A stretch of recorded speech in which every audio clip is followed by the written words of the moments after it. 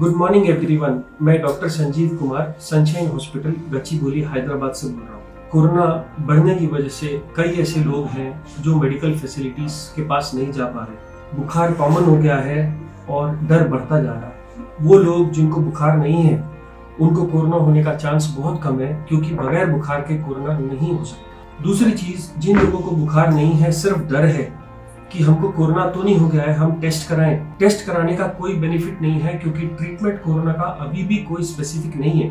सारा ट्रीटमेंट सिर्फ सिम्टोमेटिक आपकी प्रॉब्लम्स के हिसाब से ही किया जा रहा है। इसलिए कोरोना के टेस्ट के पीछे मत भागिए। जिन लोगों को डर है कि हम कोरोना पेशेंट के पास गए थे, हमको तो नहीं हो गया, अगर आपको फीवर नहीं आ रहा तो आपको कोरोना नहीं है।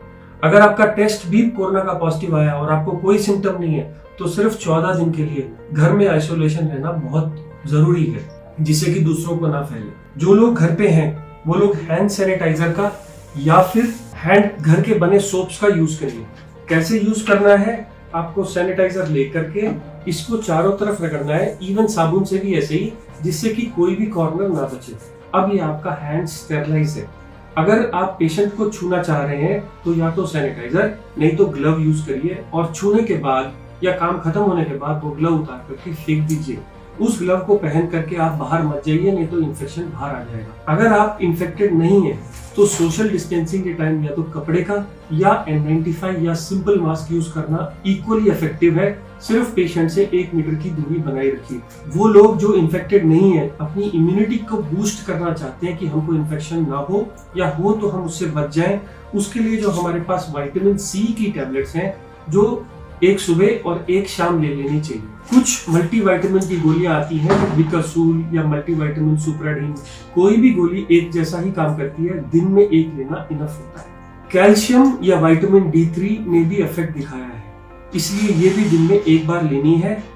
विटामिन डी के 60K के कैप्सूल्स आते हैं, 3 दिन लेकर के बंद कर दीजिए। वो लोग जो बुजुर्ग लोग खाना नहीं खा पा रहे, भूख नहीं लग रही, उन लोगों के लिए ORS सोल्यूशन या घर का बना नींबू पानी इनफ होता है, जिसमें नमक और चीनी दोनों होनी चाहिए। यहाँ तक मैंने बात करी वो लोग जिनको कोई इन्फेक्शन नहीं है या फीवर नहीं आ रहा। मैंने फिर बताया, फीवर नहीं है तो कोरोना नहीं है, क्योंकि 97% को पहला सिम्टम ही फीवर आता है। अगर आपको फीवर आ रहा है तो थर्मामीटर से चेक करिए, पैनिक मत करिए। अगर फीवर आ रहा है तो आप पैरासिटामोल की बनी टैबलेट आपको आराम से मिल जाएगी 500 या 600 में। ये मॉर्निंग, आफ्टरनून और इवनिंग। पैरासिटामोल की गोली से शरीर के दर्द, कमजोरी, सिर का दर्द, गले का दर्द या फीवर दोनों उतर जाते हैं। अगर इस गोली को 3 बार लेने से फीवर नहीं उतर रहा तो आप कपड़े से बॉडी को भिगा लीजिए और पंखा चला दीजिए। जैसे ही पानी सूखेगा आपका टेम्परेचर उतर जाएगा। बच्चों को भी आप यही दे सकते हो, बस पैरासिटामोल की डोज वेट के हिसाब से आधी कर दीजिए। अब इसके अलावा कुछ लोगों को सांस फूलनी शुरू हो जाती है, कुछ लोगों को डर की वजह से, कुछ लोगों को बीमारी की वजह से। अगर वो सांस फूलना डर की वजह से है तो आप ये पल्स ऑक्सीमीटर खरीद लाएं, जो कि मार्केट्स में आराम से मिल जा रहा है 500 से 1000 रुपए के बीच में, या फिर अमेजन की साइट्स पे भी मिल जाता है। इसको उंगली पे लगाने से आपको आपकी ऑक्सीजन कितनी है ये बता देता है। अगर आपकी ऑक्सीजन नॉर्मल लोगों की 90 से ऊपर रहनी चाहिए, अगर ये ऑक्सीजन 90 से ऊपर है तो ये जो भी आपको हो रहा है वो डर की वजह से है। और जितना मैंने ट्रीटमेंट अभी तक बताया, मल्टीविटामिन, सोशल डिस्टेंसिंग या hand wash is enough. But अगर आपकी ऑक्सीजन कम हो रही है या सांस चढ़ रही है या खांसी आ रही है तो आपको 2 टैबलेट्स, एक तो डेरिफिलिन की गोली या डॉक्सोफिलिन की गोली सुबह दोपहर शाम ले सकते हैं, और एक मोंटेलुकास्ट की गोली रात में लिवोसिट्रिजिन के साथ। इन गोलियों से आपका सांस चढ़ना कम हो जाएगा। कुछ लोगों ने म्यूसिनेक भी ट्राई करा है सुबह और शाम, म्यूसिनेक से भी सांस चढ़ना कम हो जाता है। जिन लोगों को खांसी हो रही है, कोई सिरप अच्छा और बुरा नहीं होता। जो लोग सिरप मार्केट से खरीद सकते हैं 5 ml सुबह दोपहर शाम लीजिए। जो लोग नहीं ले सकते वो लोग जिंजर का जूस, कंसंट्रेटेड जिंजर के जूस में हनी मिला के लीजिए। ये भी होम रेमेडी है, खांसी के सिरप के जैसा काम करता है। सब सिरप एक ही जैसे काम करते हैं, सिर्फ एक ढक्कन सुबह दोपहर शाम लेना है। यहाँ तक तो सिर्फ उन लोगों की बात है जो लोग घर में सिम्टोमेटिक ट्रीटमेंट कर रहे हैं, किसी वजह से आपका बुखार उतर नहीं रहा, बहुत बढ़ गया, इतने सब केयर से नहीं ठीक हो रहा, तो अब मेडिकल फैसिलिटी आ जाती है, जिसमें कुछ गोलियां और कुछ इंजेक्शन मैं समझा रहा हूँ। जो गोलियां हैं 2 एंटीबायोटिक्स, एजिथ्रोमाइसिन, सिर्फ 5 गोलियां, आपको कंटिन्यू नहीं करनी, रोज एक लेनी है, 5 दिन लेके बंद कर देनी है। एजिथ्रोमाइसिन या डॉक्सीसाइक्लिन, यही 2 एंटीबायोटिक्स हैं जो इस वायरस के खिलाफ कुछ तो काम करके रिजल्ट दिखा रही हैं और हम लोग इनको दे रहे हैं। डॉक्सीसाइक्लिन गोली सुबह शाम एक पत्ता लेके बंद कर देना है। अगर इन सबसे भी ठीक नहीं हो रहा और आपके पास मेडिकल फैसिलिटी है तो आप मेडिकल फैसिलिटी में जाइए।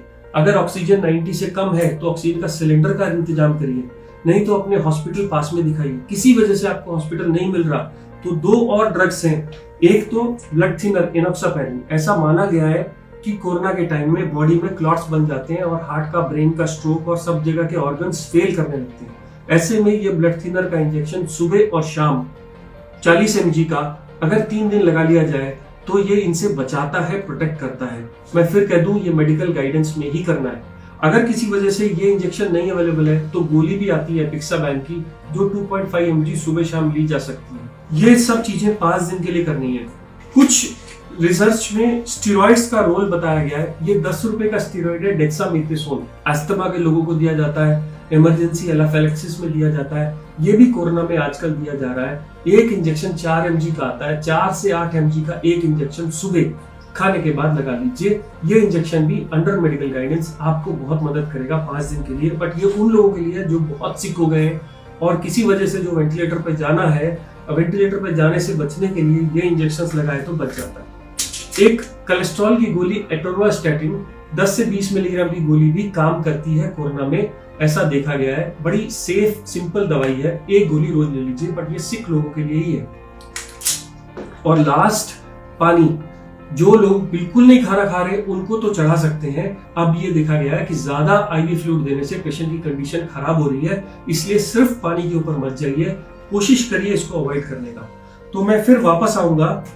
हम लोग जो इन्फेक्टेड नहीं है वो सिर्फ हैंड सैनिटाइजर, डिस्टेंसिंग और मास्क का यूज करेंगे। जो लोग सिर्फ इम्यूनिटी कम है, ओल्ड एज है, वो ORS सोल्यूशन, कैल्शियम, विटामिन या विटामिन C का यूज करेंगे। सब लोग घर में अगर हो सके तो पल्स ऑक्सीमीटर ला के रखिए, नहीं तो एटलीस्ट एक कम्युनिटी में एक पल्स ऑक्सीमीटर हो। ये सब लोगों के पास, सब लोगों का चेक कर सकता है। इसमें ब्लड की जरूरत नहीं होती, इसमें इन्फेक्शन होने का डर नहीं होता। सिर्फ आप उंगली अपनी साबुन से धो के यूज करिए जिससे दूसरे आदमी को इन्फेक्ट ना हो। इसके अलावा घर में पैरासिटामोल, डेरिफलिन, मोन्टिलुकास्ट, म्यूसिनेक टैबलेट्स और घर के बने कफ सिरप्स, नहीं तो मार्केट के बने कफ सिरप्स। अगर इससे भी ठीक नहीं होता तो 2 एंटीबायोटिक्स, एक है डॉक्सीसाइक्लिन और एक है एजिथ्रोमाइसिन। अगर इसके बाद हॉस्पिटल की जरूरत पड़े या हॉस्पिटल ना मिले तो एक इंजेक्शन एनोक्सापैरिन और एक इंजेक्शन डेकाड्रान। यही इस वक्त हमारे पास बेसिक केयर अवेलेबल है। मेक श्योर कि ये सबके पास इंफॉर्मेशन चली जाए। आप अपनी डिसीज की सीवियरिटी के हिसाब से इसमें से ड्रग्स लेंगे। लेफ्ट साइड से राइट साइड में सीवियरिटी बढ़ती चली जाएगी। जो लोग हॉस्पिटल जा सकते हैं वो हॉस्पिटल में रहिए। जिन लोगों की ऑक्सीजन कम है वो घर में ऑक्सीजन इंतजाम करके भी ये ट्रीटमेंट शुरू कर सकते हैं। मुझे उम्मीद है within 1 month we all will be all happy and fine. Thank you. मैं doctor Sanjeev Kumar, Sunshine hospital से बोल रहा हूँ।